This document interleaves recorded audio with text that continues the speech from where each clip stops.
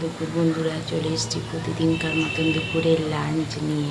তো বন্ধুরা, আজকে ভীষণ তাড়া, আমার গোপুসোনাকে সেবা দেওয়া হয়ে গেছে আর ডগিকেও খাওয়ানো হয়ে গেছে।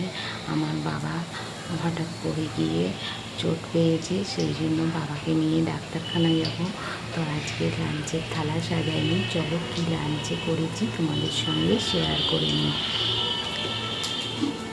এই যে বন্ধুরা, করে নিয়েছি গরম ভাত, আর রয়েছে শিম ভাজা, আর করেছি উচ্ছে দিয়ে মুগের ডাল, আর এটা হয়েছে বড় বড় করে বাঁধাকপি কেটে টমেটো আলু দিয়ে টক ঝাল ঝাল মতন তরকারি করেছি। আর এই যে কড়াতে এখনও হচ্ছে বক ফুলের বড়া, গরম গরম দেওয়া হবে।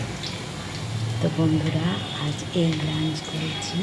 আর করেছি এই যে ঝিঙে পোস্ত, থাকথাকা করে ঝিঙে পোস্ত করে নিয়েছি।